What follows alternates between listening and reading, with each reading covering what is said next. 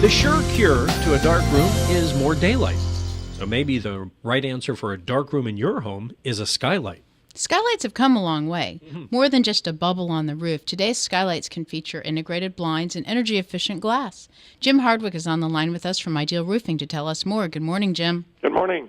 Okay, I'm not a big fan of those horrible bubble skylights. How have they changed? With the bubble skylights have changed in the fact that instead of a single dome, which means a single piece of the glass or plastic that you see, it's double dome. So there's two layers, and that's helping in the insulation value. And then you can also tint a single one or both of them. So usually when we order the skylight, it's double dome, bronze on bronze, meaning both layers are tinted to reduce some of that heat coming into the house. And what about the leaks? Being a roofer, you must have to deal with that on occasion, right? Yes, and a lot of the leaks we see are because people are installing them incorrectly. They're going let's just say, the inexpensive route of installation. They have two ways of doing it, which is it's called a self-flashing skylight, which is going to sit flat on the roof, and then you flash around that. That's one way, and that's acceptable, but it's probably not the most optimum way to do it. So what does it take to put one in a room? Well, just that you have an attic space that's going to, or cathedral ceiling or of some sort that allows the skylight to be installed, right there in the ceiling. Obviously, if you have an attic space, you're going to move towards one of the newer tube skylights. All right, and before we get to that, we got the bubble kind you're talking about, but you also have the kind that will open too, don't you?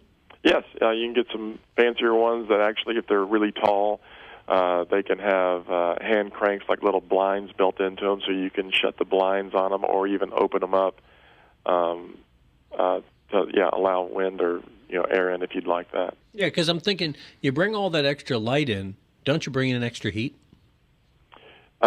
You're going to bring in some, obviously, as opposed to just leaving it closed, but again, they've made a few steps in that as far as the double dome and the tinting, you said. And the tinting, correct. And does that really make that big a difference to cut it back? Well, it helps, but obviously you are going to allow some heat in with a skylight as opposed to leaving it finished with sheetrock and insulation. So what about those tubes? I think those are pretty clever.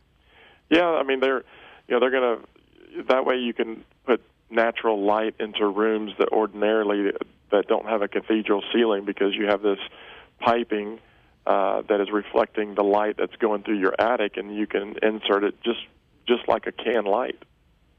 And you having trouble with have you had any trouble with leaks with those? No, I mean, because they're much smaller. They're easier to flash around. But again, anytime you put as a roofer, anytime you put a penetration in a right. roof, there's always a possibility. Yeah, you cut a hole, you get a leak. You guys aren't crazy. That's not your first choice, right? Cut the hole in the roof. Now, I remember on your video, you've got a detail that you do on the skylights that prevents a lot of that problem, though. Yes, a lot of the bigger skylights, those dome ones that have the flat backing to it and creates a lot of debris catching. We do have a detail where we manufacture a cricket and try to divert some of that and prevent some of those problems. It's kind of like putting your hand up there just to kind of to block the stuff like a cone almost at the top. That's right. All right. So let's talk dollars and cents. What kind of budget are we looking at for a skylight?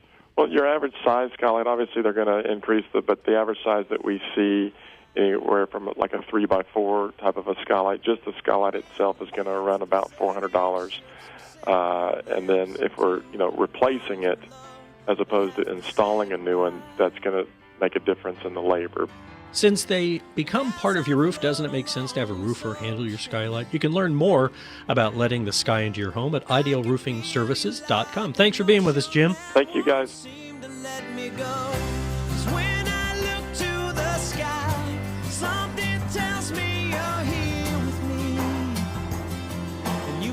When I look to the sky, that's Train.